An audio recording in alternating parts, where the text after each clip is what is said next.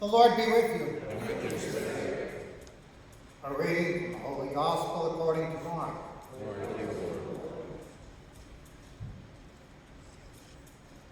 Again, Jesus left the district of Tyre and went by way of Sidon to the Sea of Galilee, into the district of the Decapolis.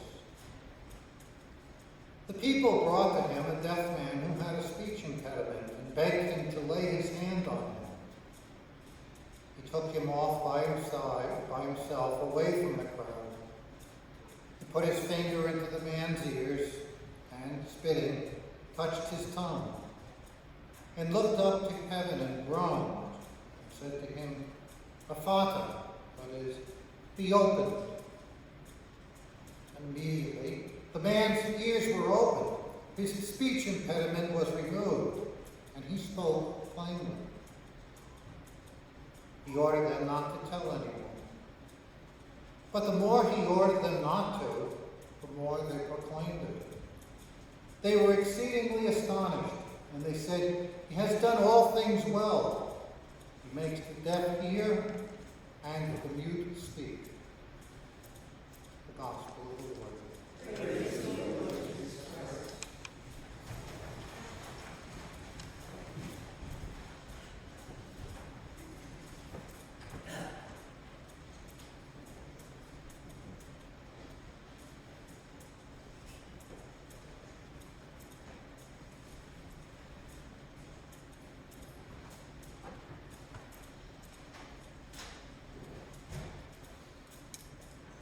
This gospel we hear today gives us both hope and challenge.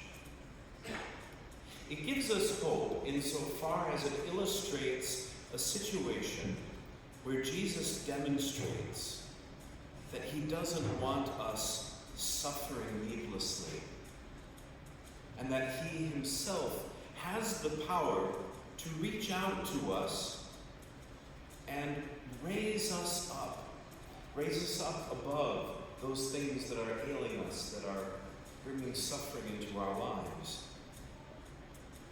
It offers us challenge inasmuch as it illustrates how that process unfolds. Jesus has to change us, and we have to let him do it.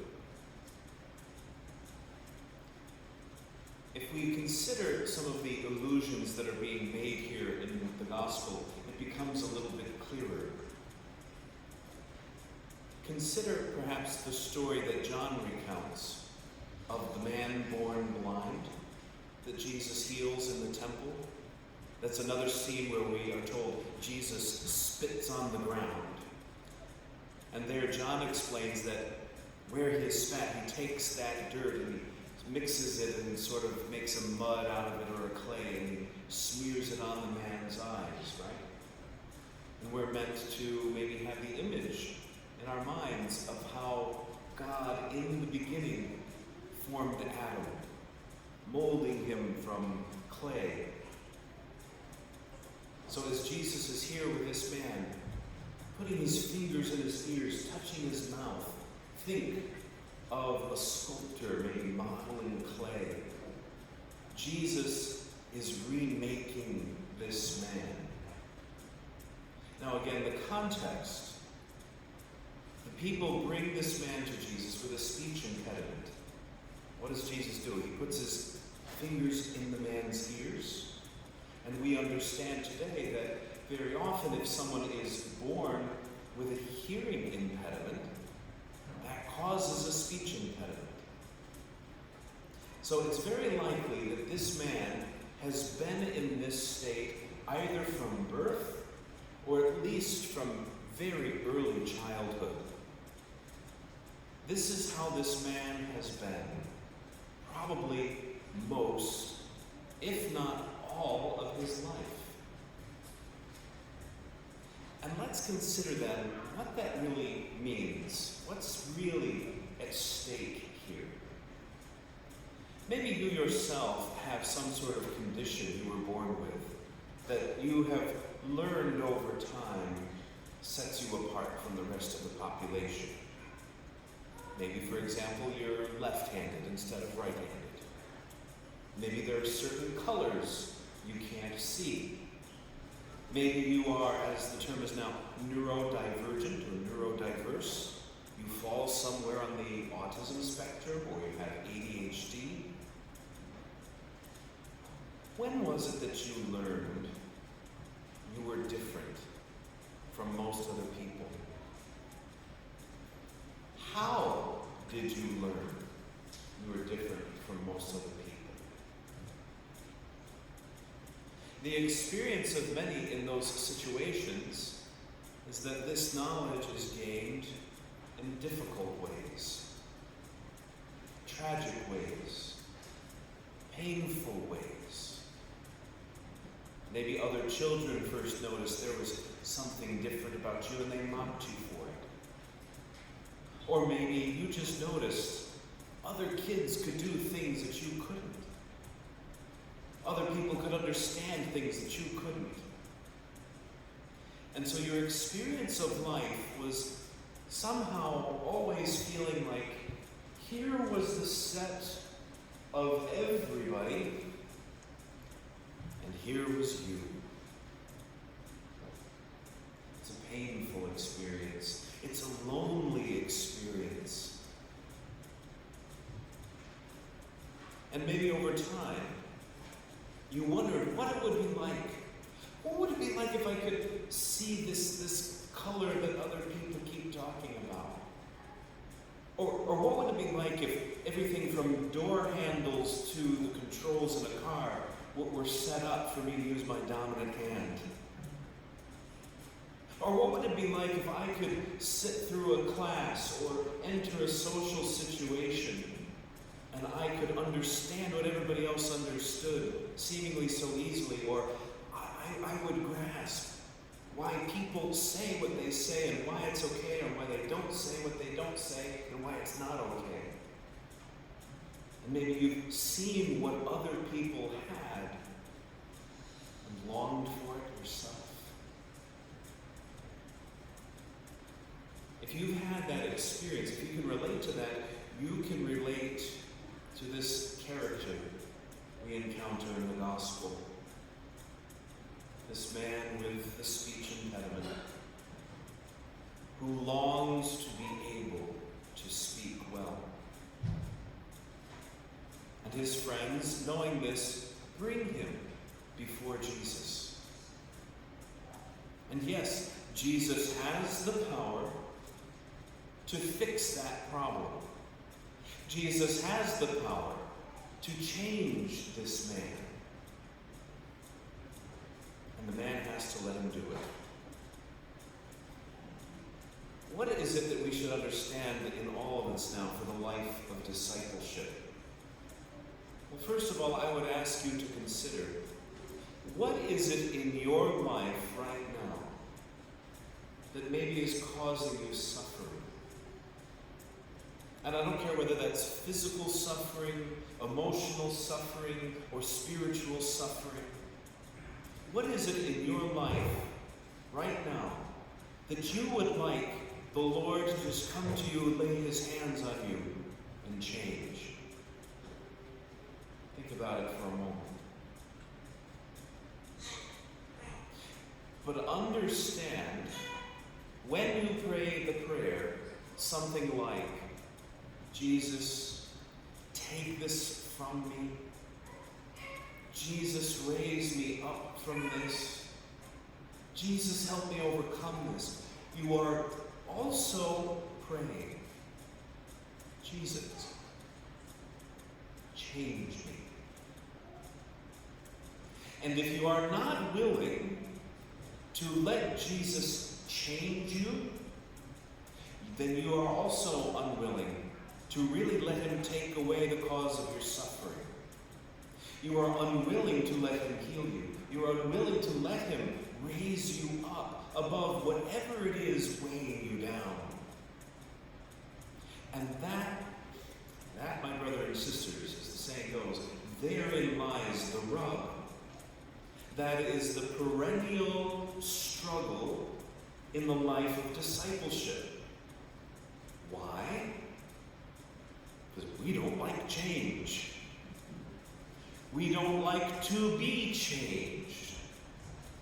We like it when everything can be a habit and everything has sort of gotten into its routine and we can just bump along and everything goes smoothly. We don't have to really think about it much, and life just unfolds in a calm, orderly fashion. We don't like it when we have to wake up one morning and there's something up here or in here that's changed, that is now fundamentally different. That means maybe we don't enjoy some of the things we used to enjoy. Or some of the things we used to prioritize have now fallen. And at the same time, other things that maybe previously we disregarded, now it's as though we live for them. Change and transition is difficult. It involves us letting go of old identities, ways in which we value ourselves, ways in which we understand how we fit into the big picture of everything and everyone else. And yes, this must begin, it is essential that this begins for the Christian in the sacrament of baptism, where we make this irrevocable act of placing our lives in the hand of the Lord, of handing over our earthly lives to Him so that we might receive the life of the Spirit. Yes, baptism is indispensable in this. However, for the vast majority of us, it is not sufficient. And throughout our lives, over and over and over, we must renew that kind of commitment that we made first in baptism, where we say to the Lord, okay, I recognize there's some things in my life, or there are some things about me that are not okay. And Lord, I need you to change them. And Lord, I know that means I need to let you change me. And when we encounter ourselves in that kind of a situation, then we think of this gospel. And we think of that image of a sculptor molding the block of clay, pushing it, pulling it, tearing it, smoothing it. What Jesus does with the man in this gospel, this is not a minor tweak. This is not a minor outpatient surgery, if you will. This is a major physical and spiritual reconstruction. Are we willing to let Jesus do that to us? And finally, as if that challenge weren't enough, there's more.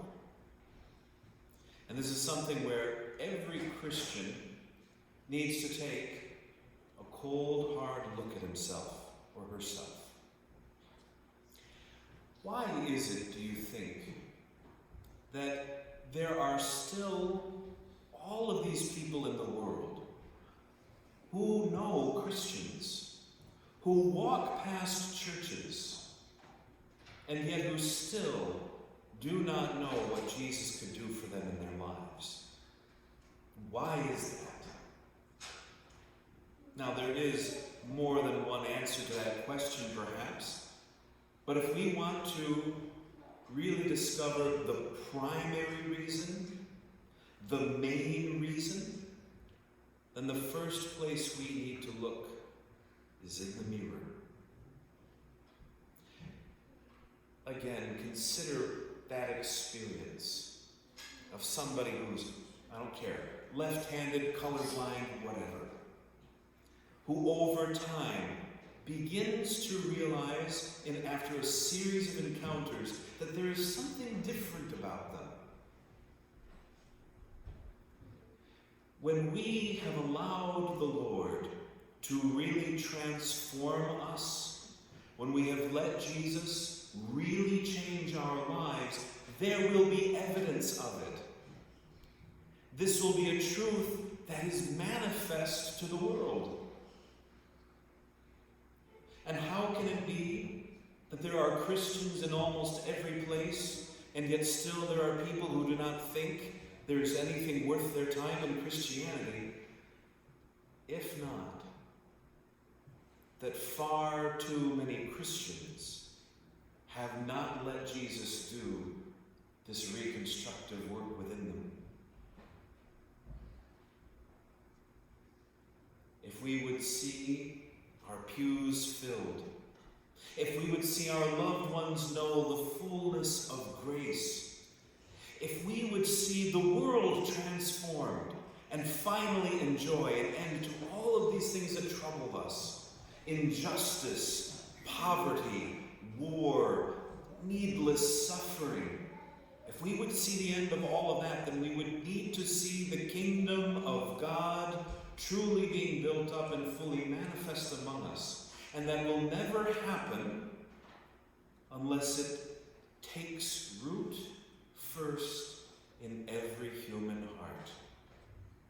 And if, my brothers and sisters, we have only been paying lip service to the creed, if we have only been going through the motions of habit and our attendance in Mass and participation in the sacrament, then the kingdom of God is not sprouting here. And if we who claim the name of Christ already are unwilling to let that happen, why should anyone else? This gospel, filled with hope and filled with challenge, is set before us now today. How will we respond?